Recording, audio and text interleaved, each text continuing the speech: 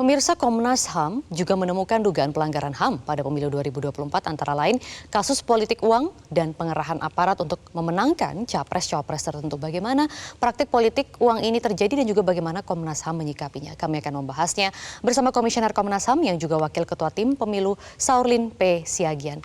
Pak Saurlin, terima kasih atas waktunya di Berita Pemilu. Jadi ada politik uang, kemudian ada pengerahan aparat. Ini menjadi temuan Komnas HAM pada pemilu 2024. Praktiknya seperti apa sih Pak tepatnya? Apakah ini termasuk pelanggaran HAM pada pemilu kali ini menurut Komnas HAM? Ya, selamat sore. Pertama, mungkin perlu juga saya sampaikan kami melakukan pemantauan sejak pra, Pariha, dan Pasca sampai sekarang masih berlangsung. Tapi kami berpikir penting untuk segera menyampaikan beberapa temuan kami kepada publik karena pemilu memang membutuhkan respon yang cepat dan efektif ya. Dan kami memfokuskan diri pada memperhatikan hak-hak kelompok rentan, pemenuhan hak kelompok rentan, netralitas aparat sipil dan keamanan, dan juga memastikan hak-hak atas kesehatan penyelenggara pemilu ya. Dan saya mulai dari akhir karena menurut saya sangat menarik. Temuan kami di 50 kabupaten kota dan di belasan provinsi. Kami melakukan pemantauan di 50-an kabupaten kota itu sudah 71 meninggal ya penyelenggara, dan saya kira itu hal yang sangat serius. Dan saat ini rekapitulasi pleno masih berjalan di berbagai kecamatan di seluruh Indonesia, dan kita sangat prihatin dengan situasi itu dan kita berharap itu tidak berlanjut ya dengan masih berlangsungnya saat ini proses penghitungan. Dan seperti yang disebutkan tadi ya, kami menemukan bahwa di 50-an kabupaten yang kami jumpai tidak ada TPS khusus di rumah sakit, sebagaimana pernah kami rekomendasikan supaya rumah sakit memiliki TPS khusus. Oke. Dan warga binaan di berbagai lapas dan rutan juga kami temukan banyak yang tidak mendapatkan hak pilihnya di 50 kabupaten yang kami jumpai. Baik. Dan terkait netralitas, saya kira tadi sudah ditayangkan oleh Metro TV ya, cuplikan-cuplikan yang diantaranya adalah yang kami laporkan juga ada sekelompok kepala desa yang secara artikulatif menyampaikan dukungan pada salah satu paslon, dan kemudian ada seorang gubernur juga menyampaikan hal yang sama. Dan kami anggap ini bisa mengurangi kualitas demokrasi kita dan tentunya kualitas pemenuhan hak asasi manusia. Baik. Nah, Komnas HAM tentu fokus pada bobot hak asasi manusia dalam pemilu. Kami tidak akan mencampuri yang urusannya, meskipun kita menerima banyak sekali laporan yang tidak terkait langsung dengan bobot hak asasi, tapi tetap kita terima.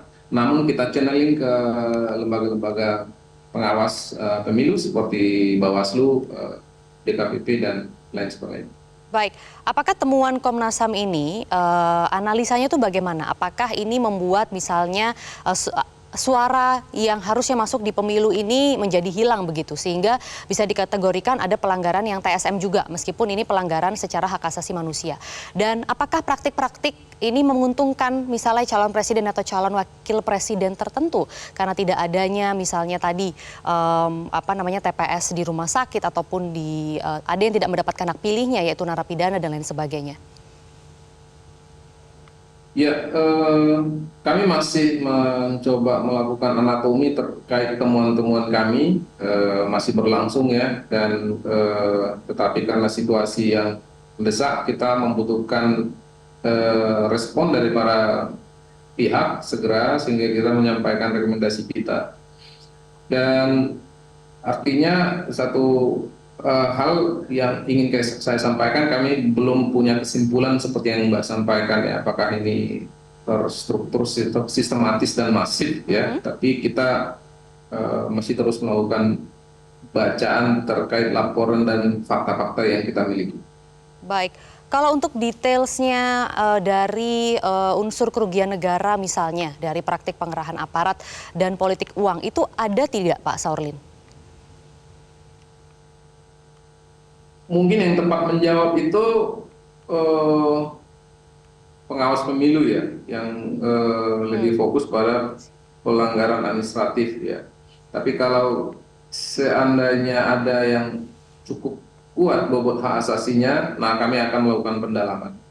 Bobot hak asasi dalam artian apakah suatu tindakan yang melibatkan kekuasaan bisa berpengaruh terhadap menurunnya kualitas hak asasi masyarakat.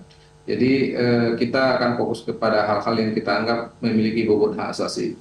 Seperti misalnya dengan politik uang, saya kira sudah jelas pengaturannya, kita akan rekomendasikan untuk segera ditangani oleh Badan Pengawas Pemilu. Baik, tapi Komnas HAM juga menemukan praktik itu ya sebenarnya ya saat meninjau. Ya, kita menemukan itu di lapangan. Oke. Fakta-faktanya ada sama kita, tetapi tentu kita tidak akan memproses sesuatu yang menurut kita punya bobot HAM tidak cukup kuat. Baik. Karena ada badan-badan lain yang diatur undang-undang untuk segera melakukan respon ya terkait hal-hal seperti itu. Misalnya seperti politik uang. Baik. Jelajahi cara baru mendapatkan informasi. Download Metro TV Extend sekarang.